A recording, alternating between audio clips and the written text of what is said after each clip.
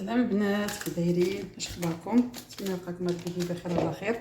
اليوم غنشارك معكم واحد الكيكه ديال التفاح. هنايا غادي ندير هاد الفاني، هذا ديال ماشي فاني، السكر بنكهه البرتقال، ساشيه، جوج حبات ديال البيض.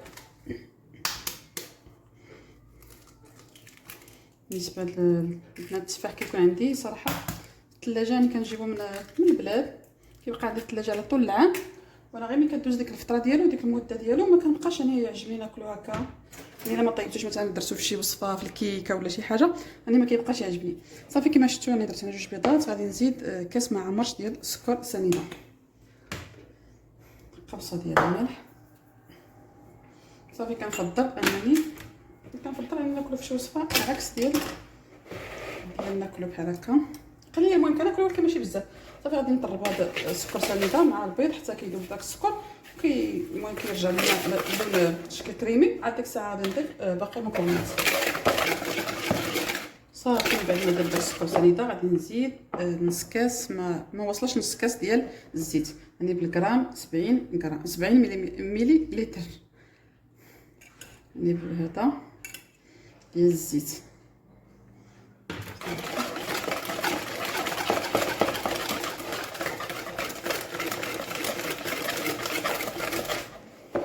غادي ندير كاس ديال الحليب، يعني 120 مليلتر.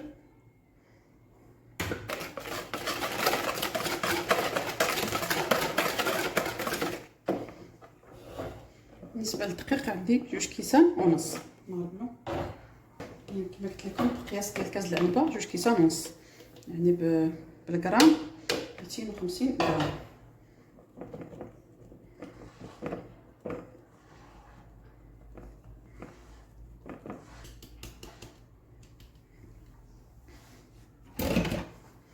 نزيد واحد الساشيه ديال غيفطه، غير الساشيه ديال الخميره بوزن 8 غرام. ندير واحد تقريبا معلقه صغيره ديال الخل،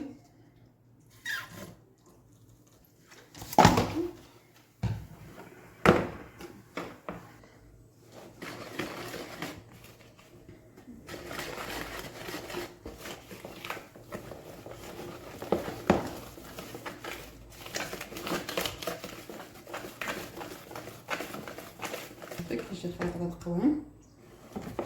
نخليه على جنب، نجيب المول.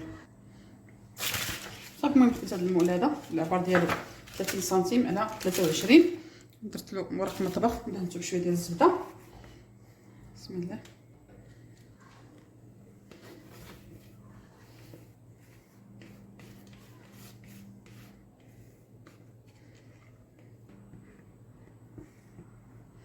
حتى حاجه ما تطيح.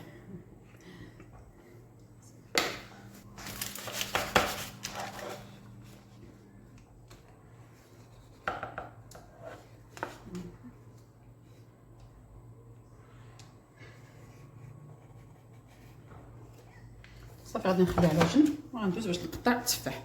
صافي خديت دوك جوج تفاحات نقيتهم قطعتهم على هذا الشكل ديال ريات. دابا غادي ندوز باش نستفهم. بسم الله.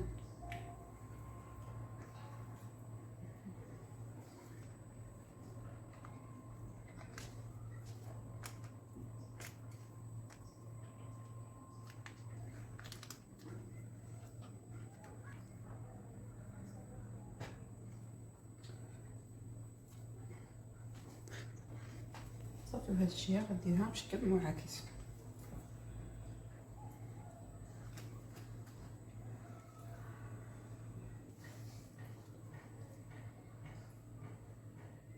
صافي دابا غادي ندخلها للفران يسبق لي وسخنته على درجه الحراره 180.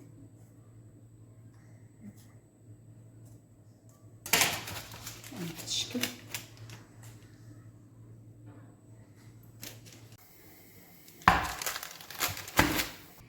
صافي انا بعد ما خرجتهم من الفران دهنت واحد شويه ديال الكريم كراميل هكا من الفوق من بالشيته.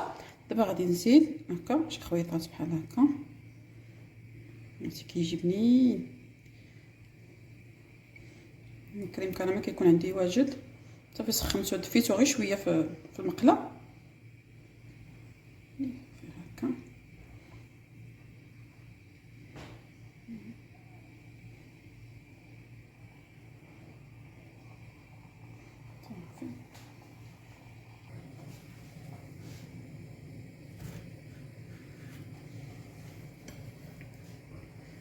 نتوما شوفوا الشكل ديالها كيفاش كتجي خفيفه. حتى السكر يعني راه ما كتكونش حلوه بزاف. راكم شفتوا الكميه ديال السكر اللي درت، يعني نقصت شويه على يعني الوصفه، يعني لا راه القياس اللي خصو يكون هو القياس ديال، يعني الا ما كنتوش غديروا كريم كراميل القياس ديالها غادي يكون 170 غرام. درت انا تقريبا المهم كاس ما عمرش بزاف، المهم حيت درت بحساب ديال كريم كراميل. المهم هذا هو الفيديو ديال اليوم، كنتمنى تجربوه ان شاء الله وتنال الاعجاب ديالكم، وانا كنقول لكم الى فيديو قادم بحول الله.